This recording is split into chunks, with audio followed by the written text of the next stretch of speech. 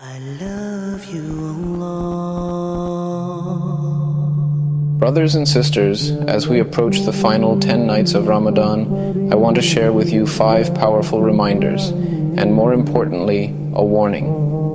Don't do anything that could cause you to be blocked from Laylatul Qadr. This is a night that determines your destiny, and it may never come back again in your life. We ask Allah to allow us to witness it and not be deprived of its blessings. The Prophet ﷺ said, "Whoever stands in prayer on Laylatul Qadr with sincere faith and hoping for the reward, all of his past sins will be forgiven." Imagine that. A clean slate, a fresh start.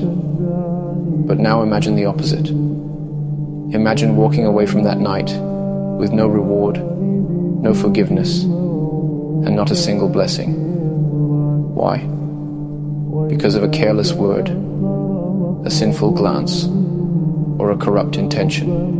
Let's talk about how not to lose Laylatul Qadr and how to treat this night with the honor it deserves.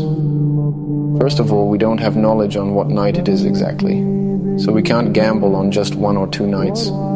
We have to treat every night as if it is the one.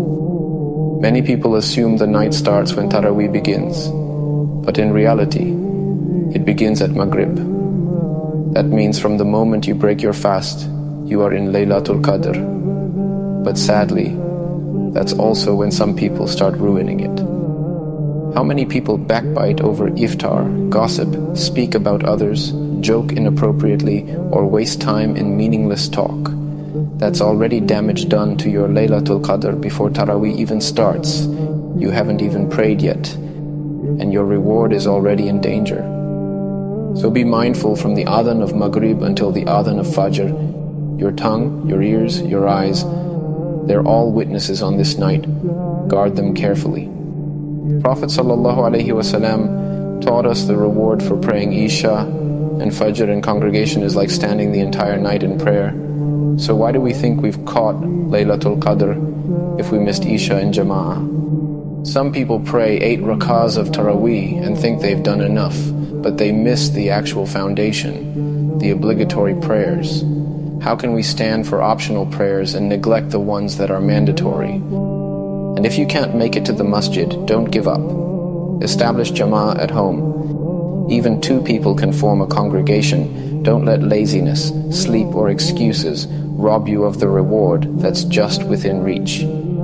The Prophet ﷺ said, "Whoever prays Qiyam with the Imam until he finishes, it will be written as if he prayed the whole night." Subhanallah. Even if you are physically tired, just stay till the end. Sit down if you have to. But don't walk away before the Imam finishes, because you might be walking away from the night of your forgiveness. Some people leave halfway, chat outside the masjid, check their phones, scroll on social media, and lose out on a reward that takes just a few extra minutes of patience. We all know the dua the Prophet ﷺ taught Aisha radiyallahu anha, "Allahumma innaka afuwun tuhibbul afwa fa'fu anni." Oh Allah, you are forgiving and you love to forgive, so forgive me. But don't stop there. Prepare your list of du'as. Make heartfelt requests. This is the night when the angels descend with your qadr, your decree for the entire year. Yet how many of us waste that night scrolling, watching videos, texting, or simply doing nothing meaningful? It's not just a missed opportunity, that's a tragedy. Allah blocks some people from Laylatul Qadr. Why?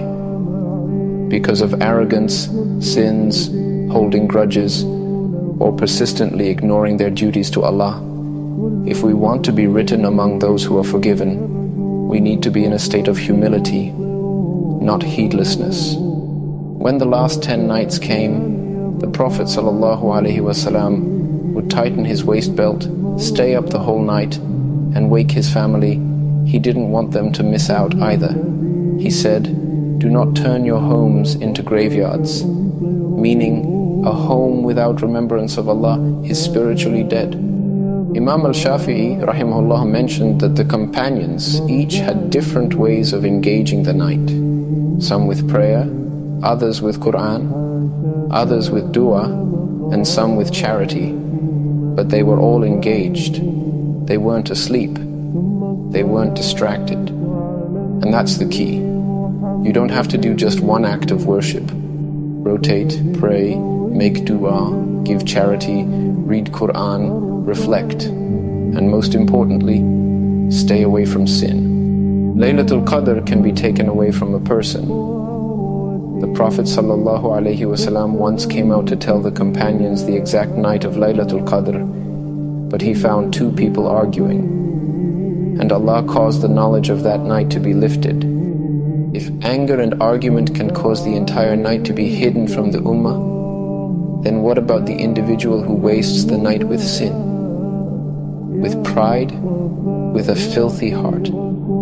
May Allah not let us be among those who are deprived. May He write us among those who are forgiven, accepted, and elevated on this blessed night. Ameen.